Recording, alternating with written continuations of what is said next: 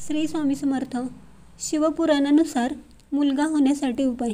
तुम्हाला मुलगा नसेल किंवा तुम्हाला फक्त लग्नानंतर मुलीच झाल्या असतील, परंतु तुम्हाला असे वाटत आहे की 1-2 मुलींनंतर तुम्हाला मुलगा पाहिजे आणि तुम्ही सर्व उपाय करून थकला असाल, तर शिवपुराणानुसार मुलगा होण्यासाठीचे काही उपाय तुम्ही अवश्य करून बघू शकता. आत्ताच्या काळात मुलगा आणि मुलगी असा भेद करणे चुकीचे आहे.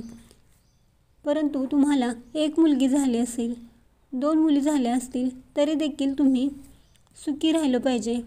कारण मुलगी म्हणजे लक्ष्मीचंच दुसरं रूप असतं. परंतु तुम्हाला मुलगा हवा असेल तर हा उपाय तुम्ही नक्की करा. शिवपुराण सांगते, मासिक धर्मात पत्नीने पतीचे 4 दिवस तोंड बघू नये व 5व्या दिवशी अंगावरच्या कपड्यासहित अंघोळ करावी. तुम्हाला जर मुलगाच पाहिजे असेल तर तुम्हाला असे करायला काहीच हरकत नाही. आणि मासिक धर्मामध्ये पहिले 7 दिवसात म्हणजे 1 ते 7 दिवसामध्ये पती पत्नीने संबंध ठेवू नयेत.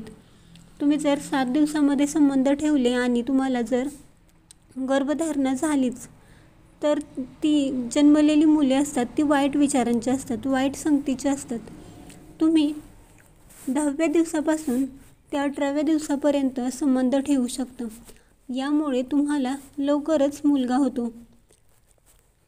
10 ते 18 दिवसामध्ये समदिवशी तुम्ही संबंध ठेवले पाहिजेत. म्हणजे 10व्या दिवशी, 12व्या दिवशी, 14व्या दिवशी, 16व्या दिवशी आणि 18व्या दिवशी जर संबंध ठेवले तर तुम्हाला 100% मुलगा होतो. आणि तुम्ही 11व्या दिवशी, 13व्या दिवशी असं विषम संख्येमध्ये जर संबंध ठेवले तर तुम्हाला नक्की मुलगी होणार. तुम्हाला बाळ होत नसेल, पुत्र होत नसेल तर दीर्घकाळ जगणारी झाडे लावा. तुम्ही वृक्षारोपण केलं पाहिजे. तुम्ही अगदी रस्त्याच्या कडेला, रानात, माळावर कुठेसुद्धा तुम्ही दीर्घकाळ जगणारी झाडे लावू शकता. यामध्ये औदुंबर, वड ही दीर्घकाळ जगणारी झाडे आहेत. तुम्ही ती लावा. यामुळे देखील तुम्हाला पुत्रप्राप्तीचे सुख मिळेल. तुम्ही दररोज महादेवाची पूजा करा. तुम्ही पशुपती व्रत देखील करू शकता. यामुळे तुम्हाला लवकर पुत्रप्राप्ती होईल याचा खूप लोकांना अनुभव आला आहे. परंतु तुम्ही व्रत करत असताना पती-पत्नीमध्ये कोणतेच संबंध ठेवू नका. ते अशुभ असते.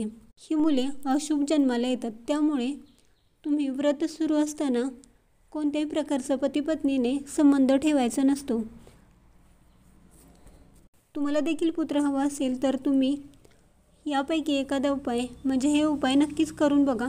तुम्हाला सुद्धा लवकरच पुत्रप्राप्ती होईल. तुम्हाला ही माहिती कशी वाटली कमेंट करून नक्की सांगा.